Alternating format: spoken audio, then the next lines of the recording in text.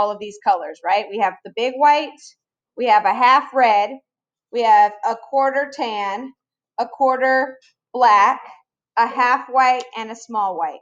Okay, the first two you need are your big white and your half red. So get those two and kind of put the others to the side. Okay, now this is called tear art. No, you don't tear it up. You tear it in a certain way. The first step of this tear art is to make the background. So this white paper right here is your background. You're going to take this red paper. Watch first. Okay? I'm going to tear this, but I need to be really careful how I tear it. I don't want to just go crazy because it's going to be a controlled tear. Okay? So I'm going to take this red paper and about like, let's see. You take your finger and you go to like your first knuckle, right? So from about here to here, I want to tear a strip. Watch how I do it. I take these fingers, okay? And I'm going to make little tears. I'm going to go slow because if I go really fast, it's going to get out of control. I'm going to go real slow and I'm going to control it, okay? Is it going to be perfect? No, it can't. It's not going to be a straight line. I don't want it to be a straight line. This is tear art. So I'm going to tear it all the way down.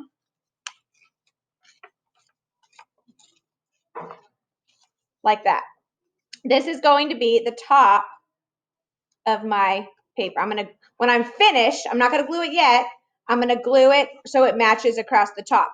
Now notice the way I tore it. I tore it this way, not this way. I'm making the lines as long as I can so that it matches the width of this white paper.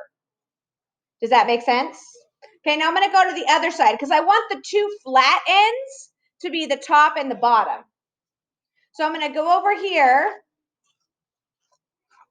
and I'm going to carefully go. I'm going real slow. You're probably going to go even slower than I am because this might be your first time doing tear art.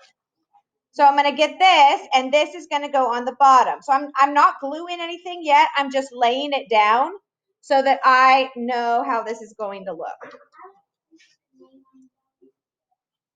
Okay. Now I could probably get 3 more strips out of this. So if I were to do it in thirds, it's going to be about, I might make a little like fingernail mark. See that? See how I made that little fingernail mark? So I'm going to start one here. Uh-oh, dropped a piece. And I'm going to go down. Can I get it?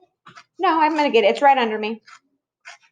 Okay. I'm going to go down like this. Okay. And then I'm going to do one more. So try to get 5 strips that are as close to even as possible. And I don't mean like perfectly even, but they're about the same thickness. Well, that's all. You only get that one piece, so you got to make it work. Nice. Okay, remember the flat sides are going to go on the top and the bottom. Okay, and then I'm going to space these out. So let me show you. So if you want to go ahead and start tearing, you can.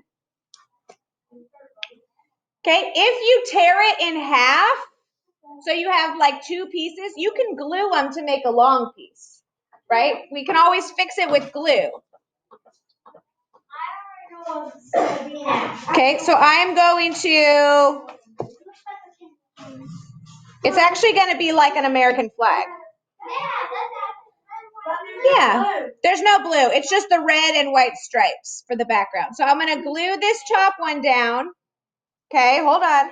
And then I'm going to glue this bottom one down.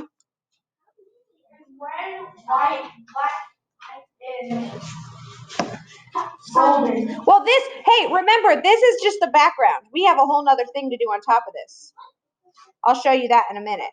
Okay, so once I get the top glued down and the bottom glued down, now I can move these so that it looks kind of like there's white stripes between them. You see that?